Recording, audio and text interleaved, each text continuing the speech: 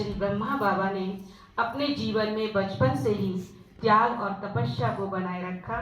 आप एक धार्मिक प्रवृत्ति को अपने मन में समाये हुए थे। आपने बहुत सारी भक्ति पूजा पाठ भी किया और आपने गुरुओं का भी साथ किया। आपने अपने जीवन में 12 गुरु किए और आपके अंदर एक शुभ इच्छा रहती थी कि मुझे कोई भगवान से मिला दे। ऐसी आपके अंदर एक भावना बनी रहती थी और आप भगवान से मिलना चाहते थे।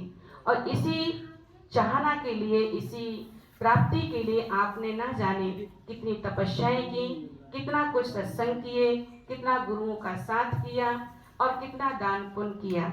लेकिन आपकी वो इच्छा जो होनी चाहिए पूरी, वो नहीं हो पा रही थी। पर बाबा की अपनी भक्ति पूजा त्याग तपस्या में कोई कमी नहीं थी।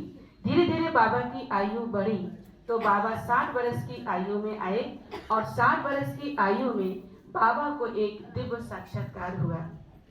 बाबा गीता पाठी थे, गीता सत्संगी थे और बाबा स्वयं सिंध में गीता का सत्संग अपने निवास पर कराया करते थे।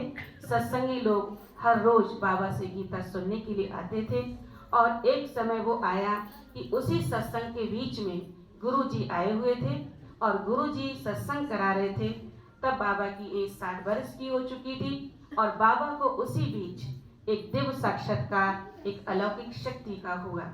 और जैसे उस अलौकिक शक्ति को बाबा ने देखा तो बाबा एक आश्चर्य रहे, चकित हो गए कि वो शक्ति कौन है। और बाबा ने वो शक्ति को जब देखा तो उस समय बाबा अपनी सुध बुध को भूल चुकी थी। सत्संग के बीच में बाबा बैठे थे और बाबा का ये सम्मान गुरुओं के प्रति हमेशा बना रहता था कि गुरु के सत्संग से कभी बीच में उठना नहीं चाहिए। और बाबा कभी उठते नहीं थे।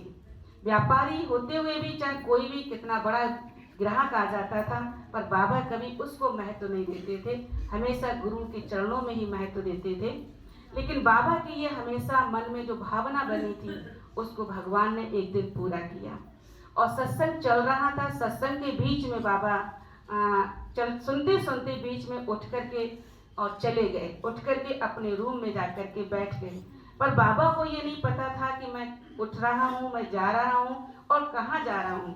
उस समय बाबा ध्यान मगन हो गए थे और जाके जैसे बाबा अपने रूम में ध्यान अवस्था में बैठे तो बहुत समय के बाद उनके परिवार वालों को थोड़ा चिंतन चला कि बाबा आधा घंटा हो गया है, बाबा वापस नहीं आए हैं, बुजुर्ग हैं, जा करके देखें कि बाबा की तबीयत तो ठीक नहीं है।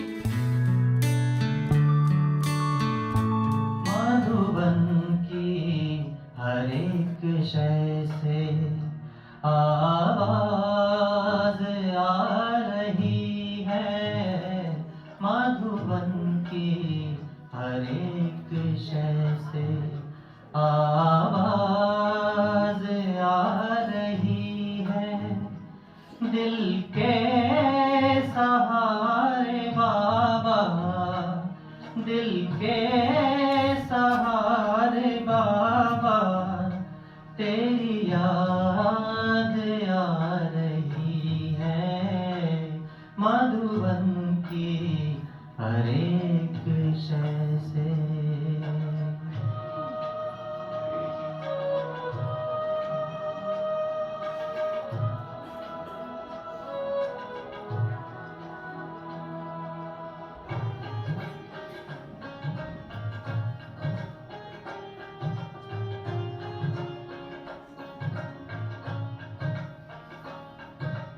कुटिया की ओर जाएं दो फूल और लताएं, कुटिया की ओर जाएं दो फूल और लताएं, बढ़ कर के राह रोके कुछ मंद मंद गाए, बढ़ कर के राह रोके कुछ मंद मंद गाए।